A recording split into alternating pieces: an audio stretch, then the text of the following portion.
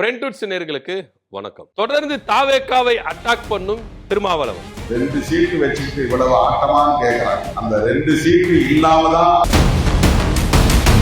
தாவேக்காவுக்கு பயங்கரமான நெருக்கடி கொடுக்கும் விசிகா. அப்ப திமுக சொம்பு என்றார்கள், நம்மை பிடிக்காதவர்கள். முட்டு கொடுக்கிறார் திருமாவளவன் என்றார். விஜயனுடைய போக்கு திருமாவளவனுக்கு பிடிக்காதது ஏன்? திமுகவோடும் நட்பு, தாவேக்காவோடு ஆதரவு, இந்த இரட்டை நிலைப்பாடு ஏன்? யாராட்சி இருந்தால் இது நடக்கும் என்பதை முதலில் புரிந்து கொள்ள வேண்டும். விஜய் அவர்கள் ஒரு திட்டத்தை கொண்டு வந்தா முதலா எதிர்க்கிறாரு திருமாவளவன். ஏன், எதுக்கு?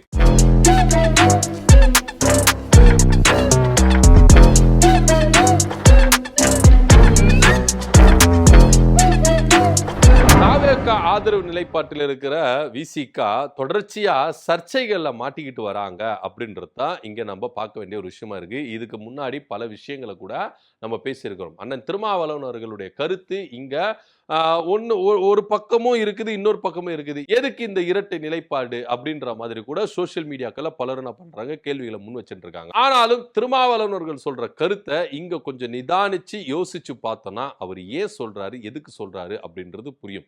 அவர் சொல்றது ஒரு சிலருக்கு பிடிக்காம இருக்கலாம், ஆனா தொலைநோக்கு பார்வையோடு இது செய்தால் நிச்சயம் இங்க நடக்கும் அப்படின்றதுல எந்தவித மாற்று கருத்து இல்லை. இதை தான் அவர் என்ன பண்றாரு, உறுதிப்படுத்துறாரு. ஸோ இப்படியா இருக்கும் பொழுது விடுதலை சிறுத்தைகள் கட்சி தலைவர் திருமாவளவன் அவர்கள் என்ன சொல்றாரு அப்படின்னா, ஏற்கனவே அவர் சொன்னாரு, நான் திமுகவோட நட்பு தான் இருக்கிறேன், தாவேக்காவோட ஆதரவு தான் இருக்கிறேன், இந்த நட்பு தொடர்கிறதுன்னு இப்போ சொல்லிட்டாரு. பிளஸ் இன்னொன்னு சொல்றாரு, பாஜகவை எதிர்க்கிற ஒரு விஷயத்துல நேர்கோட்டில் திமுகவும் தாவேக்காவும் ஒன்று சேர்ந்து எதிர்க்கணும் அப்படின்றாரு. ஸோ அவர் சொல்றது தமிழ்நாட்டு நலனுக்காக சொல்றாரு. ஏன்னா இங்க இப்போ தாவேக்கா ஆட்சியில இருக்கிறதுனால அவங்க ஆட்சியாளராக இருக்கிறாங்க. ஆனா ஒரு பெரும் கட்சியா அப்படின்னா அது ஒரு பெரிய கேள்விக்குறி தான். அதை நம்மளால அக்செப்ட் பண்ணிக்க முடியாது. தாவேக்கா ஒரு ஆளும் பெரும் கட்சியா அப்படின்னா கிடையாது.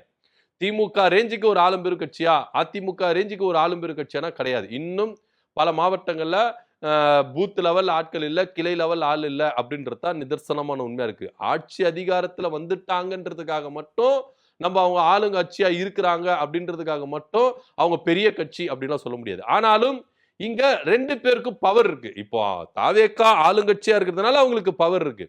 திமுக எல்லா விஷயத்திலும் எதிர்த்து நிக்கிறதுனால இவங்களுக்கு பவர் இருக்கு. அதை நம்ம என்ன பண்ண முடியாது, குறை சொல்ல முடியாது. ஸோ அப்படி இருக்கும் பட்சத்துல இங்க ஒருத்தர் விட்டு கொடுத்தா கூட பாஜக ஈஸியா உள்ள வரதுக்கு வாய்ப்பு இருக்கு. ஏன்னா நீங்க கடந்த ஆட்சி காலத்துல 2 பெருங்கட்சிகள் திமுக அதிமுக இந்த 2 கட்சிகள் இருந்தாங்க. இந்த 2 கட்சிகளும் ஒன்னா சேர்ந்து பாஜகவை எதிர்த்து இருந்தாங்கன்னா இன்னைக்கு பாஜக அப்படின்னு ஒன்று இருந்திருக்குமா அப்படின்ற ஒரு பெரிய கேள்விக்குறியாவே இங்க நம்ம பார்க்க வேண்டிய ஒரு விஷயமா இருக்கு. ஆனா அதிமுக இந்த திராவிட கட்சி என்ன பண்ணுச்சு, பாஜகவை ரெட் கார்பெட் கூட்டு வச்சுக்கிச்சு. ஆனாலும் இங்க திமுக சிங்கிள் கட்சியா இருந்தாலும் கூட்டணி கட்சிகளை வைத்துக்கொண்டு பாஜகவை எதிர்க்கிற சக்திகளை வைத்துக்கொண்டு எந்த அளவுக்கு போர்ஸா எதிர்த்தாங்க அப்படின்றதையும் இங்க நம்ம பார்க்கணும். காங்கிரஸ், விசிகா, மதிமுக, இடதுசாரிகள், ஐயுமல் போன்ற கட்சிகள் எல்லாரையும் கூட்டு வச்சுக்கிட்டு எந்த அளவுக்கு எதிர்த்தாங்க அப்படின்றதையும் இங்க நம்ம பார்க்கணும். சோ இப்போ திமுக இவ்வளோ பவர்ஃபுல் கட்சியா பாஜக எதிர்க்கிறது இருக்குது. இங்க ஆளுங்கட்சியா பவரா இவங்க இருக்கிறாங்க. இவங்க 2 பவர் ஒன்னா சேர்ந்தா பாஜகவால இங்க இருக்க முடியுமா? இதுதான் அண்ணன் திருமாவளவனுடைய கருத்தா இருக்கு, கூற்றா இருக்கு. இதை திங்க் பண்ணி தான் அவர் என்ன சொன்னாரு, பாஜகவை எதிர்க்கிறதுக்கு இவங்க 2 பேரும் நேர்கோட்டில் இருக்கணும் அப்படின்னு சொன்னாரு. இது ஒரு பக்கம் இருக்கணும். அதுக்கப்புறம் விஜய் அவர்கள் எது செஞ்சாலும் திருமாவளவன் குறை சொல்றாருப்பா. விஜய் அவர்கள் எந்த திட்டத்தை கொண்டு வந்தாலும் திருமாவளவன் அவர்கள் குறை சொல்றாரு. இந்த விஷயத்தை செஞ்சா கூட்டணி கட்சிகள் இதை செய்து தப்பு, இது நீங்க எப்படி செய்யுங்க அப்படின்னு சொல்றாங்க. சோ எது செஞ்சாலும் ஆதரவு நிலைப்பாட்டுல இருக்கிறீங்க, அமைச்சரவையில இருக்கிறீங்க அப்படின்றதுக்காக நாங்க எது செஞ்சாலும் குறை சொல்லியிருப்பீங்க, அது எல்லாத்தையும் நாங்க மாத்திக்கணுமா அப்படின்ற ரேஞ்சுக்கு தாவேக்கா இன்னைக்கு கேள்வி கேட்கிற இடத்துல இருந்தது. ஆனா 2 சீட்டு தான் வச்சுட்டு இருக்கோம். ஆனா இங்க நாங்க தான் ஆட்சியை நாங்க என்ன பண்றோம், தூக்கி பிடிச்சிட்டு இருக்கோம். நாங்க கொஞ்சம் விலகிட்டா உங்க ஆட்சி அவ்வளவுதான் அப்படின்ற ரேஞ்சுக்கு விசிகா என்ன பண்றாங்க, பதிலடி கொடுத்துட்டு வராங்க. சோ இது மக்களுக்கு பிரயோஜனமானதா? நீங்க எது வேணா கொண்டு வாங்க சார், என்ன வேணா பண்ணுங்க, இது மக்களுக்கு பிரயோஜனமானதா அப்படின்ற ஒரு கேள்விதான் இங்க முன்வைக்கப்பட வேண்டிய ஒரு விஷயமா இருக்கு. சமீபத்துல ஆதி திராவிடர் நலத்துறைய சமூக நீதித்துறையா மாத்தினாரு விஜய் அவர்கள். இது மேலோட்டத்துல பார்க்கும்போது எல்லாருக்குமே பா சூப்பர்ப்பா, இதுக்கப்புறம் சமூக நீதி எல்லாரும் ஈக்குவலா கொண்டு வந்துட்டார்ல அப்படின்னு சொல்லிட்டு தான் எல்லாருக்கும் தோணும். ஆனா இதுல மறைந்திருக்கிற உண்மையை திருமாவளவன் அவர்கள் புட்டு புட்டு புட்டு புட்டு வச்சிருக்கிறாரு. ஏற்கனவே ரவிக்குமார் அவர்கள் எல்லாத்தையும் டீட்டெயிலா சொல்லிட்டாரு. விடுதலை சிறுத்தைக்குள்ள இருந்தாலும் ரவிக்குமார் எம்பி இதை எதிர்க்கிறார். சமூக நீதித்துறையை கொண்டு வந்தது தப்பே அப்படின்னு சொல்லிட்டு எதிர்க்கிறார். அமைச்சரவையில் இருக்கிற வன்னியரசும் விடுதலை சிறுத்தைகளுடைய துணை பொதுச் செயலாளர், அவர் அமைச்சரா இருக்கிறாரு. அவர் என்ன பண்றாரு, விஜய் எது செஞ்சாலும் நியாயம் தான்ப்பா, அவர் கரெக்டா தான்ப்பா செய்வாரு, தொலைநோக்கு பார்வை தான் செய்வாரு, இந்த சமூக நீதித்துறை கரெக்டே அப்படின்னு சொல்லிட்டு ரெண்டு பேரும் என்ன பண்ணாங்க, எதிர்மறையான கருத்துக்களை முன் வச்சாங்க.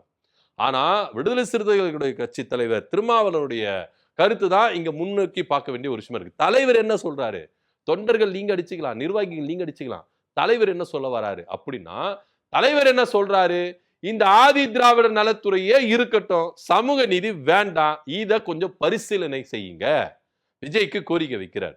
ஏன்னா ஆதி திராவிடர் நலத்துறை அப்படின்றது ஒரு இனத்தின் சொல்லு, ஜாதி பேரே கிடையாது, அது பொதுவா பார்க்க வேண்டிய ஒரு விஷயம்.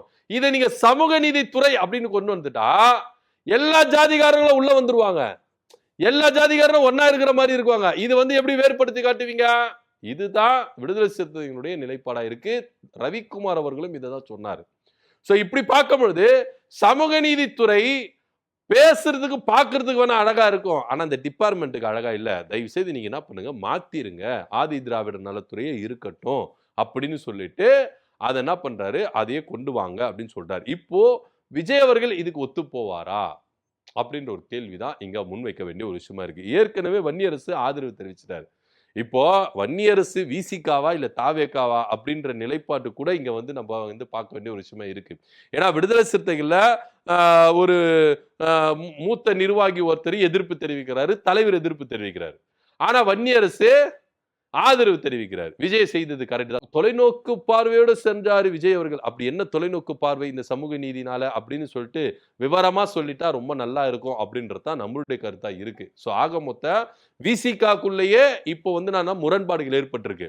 ஒரு அமைச்சருக்கும் தலைவருக்கும் எம்பிக்குமான ஒரு முரண்பாடுகள் ஏற்பட்டிருக்கு. இந்த முரண்பாடுகள் எப்படி கலைக்க போறாங்க, இந்த முரண்பாடு எப்படி சரி செய்ய போறாங்க, விஜயினால இந்த கட்சி உடையுதா அப்படின்ற ரேஞ்சு கூட இங்க பார்க்க வேண்டிய ஒரு விஷயமா இருக்கு. ஒருவேளை வன்னியரசு அவர்கள் திரும்பவும் ராஜினாமா பண்ணிட்டு நான் தாவேக்காவிலே போய் சேர்ந்துக்கிறேன்னு சொல்லிட்டு போய் சேர்ந்துவாரா எப்படி நம்மளுக்கு தெரியல. இப்போ எம்பி சொன்ன கருத்துக்கு இவர் எதிர்ப்பு தெரிவிச்சாரு, இப்போ தலைவர் சொன்ன கருத்துக்கு வன்னியரசு எதிர்ப்பு தெரிவிப்பாரா அப்படின்ற கேள்விதான் இங்க முன்வைக்க வேண்டிய ஒரு விஷயமா இருக்கு. சோ இதெல்லாம் இப்படி இருக்கும்போது ஏன் திருமாவளவன் தொடர்ச்சியா தாவேக்காவுக்கு நெருக்கடியை கொடுத்துட்டு இருக்கிறாரு, ஏன் இரட்டை நிலைப்பாட்டிலே இருக்கிறாரு இப்படின்ற கேள்விதான் பூதாகாரமா வெளிச்சிருக்கு. விஜய் அவர்களுக்கு ஒருபோதும் திருமாவளவனுக்கு நெருக்கடி கொடுக்கவே இல்லை. ஒரு வகையில நெருக்கடி கொடுக்கிறாங்களா இருந்தா ஏன் கொடுக்குறாங்கன்னா, பாமக உள்ள வர்றதுக்கு காய்களை நகர்த்திட்டு இருக்காங்க தாவேக்கா.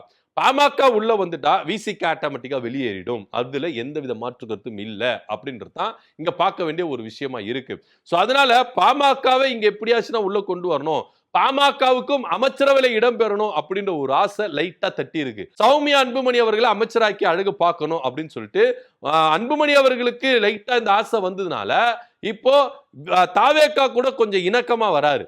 ஒரு பக்கம் அதிமுக எதிர்க்கிறாரு, இன்னொரு பக்கம் பாஜக எதிர்க்கிறாரு, தாவேக்கா எது செஞ்சாலும் கரெக்ட் சொல்றாரு, பயங்கரமான ஒரு நண்பா நண்பா நண்பா நண்பான்னு சொல்லிட்டு வந்துட்டு இருக்கிறாரு அன்புமணி அவர்கள். ஜான் ஆரோக்கியசாமி இந்த விஷயத்தை முன்னெடுத்து வழி நடத்துறாரு அப்படின்றத இங்க நம்ம பார்க்க வேண்டிய ஒரு விஷயமா இருக்கு. சோ இதனாலதான் விஜய் அவர்களுக்கு ஒரு சில விஷயங்களை நெருக்கடி கொடுக்கிறாரோ திருமாவளவனர்கள் அப்படின்னு பார்க்க வேண்டிய ஒரு விஷயமா இருக்கு. ஆனா இரட்டை நிலைப்பாட்டுல திருமாவளவனர்கள் இல்லவே இல்லை அப்படின்றது தான் டெஃபினட்டா சொல்ல முடியும். ஏன்னா அவரு திமுகவோட நட்பு ஏன் சொன்னாரு, எதுக்கு சொன்னாரு அப்படின்னா, பாஜகவை எதிர்க்கிற விஷயத்துல நாங்க திமுகவோட நட்போட தான் இருப்போம். நாடாளுமன்றத்திலயா இருந்தாலும் சரி, சட்டமன்றத்தில் இருந்தாலும் சரி, பாஜகவுடைய ஒரு விஷயம் கூட இங்க வெளியே வந்தா அதை துணிஞ்சு எதிர்க்கிறதுல திமுகவோடு நட்பு சக்தியோடு இருந்து நாங்க எதிர்ப்போம் அப்படின்னு தாவேக்காவுக்கு ஒரு வார்னிங். ஏன்னா நீங்க பாஜகவுடைய கொள்கைகளையோ பாஜகவுடைய திட்டங்களையும் ஏத்துக்க கூடாது, பாஜக ஒருபோதும் இங்க அலோ பண்ணக்கூடாது, மறைமுகமாக கூட அலோ பண்ணக்கூடாது. இத உணர்த்துற வகையில தான் நாங்க திமுகவோடு நட்போடு இருக்கிறோம் அப்படின்னு சொல்லிட்டு தொடர்ச்சியா சொல்லிக்கிட்டு வருது. காரணம் இதுதான். இன்னைக்கு தாவேக்கா மேல ஒரு சந்தேகம் வந்திருக்கு, பாஜக மறைமுகமா இவங்களை எல்லா விஷயத்தையும் இம்ப்ளிமெண்ட் பண்றாங்களோ தாவேக்கா மூலியமா அப்படின்ற ஒரு மறைமுகமான ஒரு சந்தேகம் இங்க வெளியே தலை காட்டிய இருக்குது. சோ இதனாலதான் தொடர்ச்சியா தாவேக்காவுக்கு எச்சரிக்கை மணி கொடுத்திருக்கிறார் திருமாவளவர்கள். நாங்க திமுகவோட நட்போட தான் இருக்கிறோம் அப்படின்னு சொல்லிட்டு எச்சரிக்கை மணி கொடுத்துட்டே இருக்கிறார். சோ இதை பயங்கரமா நரேட்டிவ் செட் பண்றாங்க. இரட்டை நிலைப்பாடு அவருக்கு கிடையாது. அப்படி இருக்குன்னு நினைச்சா எப்போவே இருந்திருக்கலாம், அவரு சென்ட்ரல் மினிஸ்டர் ஆயிருக்கலாம். எவ்வளவு வாய்ப்புகள் வந்தது, எவ்வளவு விஷயங்கள் வந்தது. திருமாவளவர்கள் இன்னைக்கு சைரன் வச்ச கார்ல மினிஸ்டரா என்ன பண்ணிருப்பாரு, வலம் வந்துட்டு இருப்பாரு. ஆனா அந்த மனுஷன் அதை ஏத்துக்கவே இல்லை. வேண்டாம், எனக்கு கொண்ட கொள்கையில ரொம்ப முக்கியம், சனாதனத்தை எதிர்க்கிறேன், பாஜக எதிர்க்கிறேன், RSS எதிர்ப்பு நிலை வைக்கிறேன், இதுல இருந்து நான் கொஞ்சம் கூட பேச மாட்டேன். இன்னைக்கு எத்தனையோ தலித் தலைவர்கள் பாஜகவுடைய வலையில சிக்கி என்ன பண்ணிருக்காங்க, போயிருக்காங்க. ஆனா பாஜகவின் வலையில சிக்காத ஒரே தலித் தலைவர் திருமாவளவன் அவர்கள் அப்படின்னு தமிழ்நாட்டு அரசியலும் சரி, டெல்லி அரசியலும் சரி, அப்படிப்பட்ட ஒரு பேர் எடுத்தவர் திருமாவளவன். இவருக்கு இரட்டை நிலைப்பாடு அப்படின்றது தேவை கிடையாது அப்படின்றது தான் நிதர்சனமான உண்மை இருக்கு. ஆனா இப்போ ஆதி திராவிடர் நலத்துறை பெயர் மாற்றத்தை எதிர்த்து இருக்கிறார். சமூக நீதித்துறை வேண்டாம், பழையபடி ஆதி திராவிடர் நலத்துறையை வைங்க அப்படின்னு சொல்லிட்டு எதிர்ப்பு தெரிவிச்சிருக்கிறாரு. விஜய்க்கு கொஞ்சம் நெருக்கடி கொடுத்திருக்கிறார் திருமாவளவர்கள். இதை பத்தியோட கருத்து என்ன, கீழே கமெண்ட் பண்ணுங்க. நன்றி, வணக்கம்.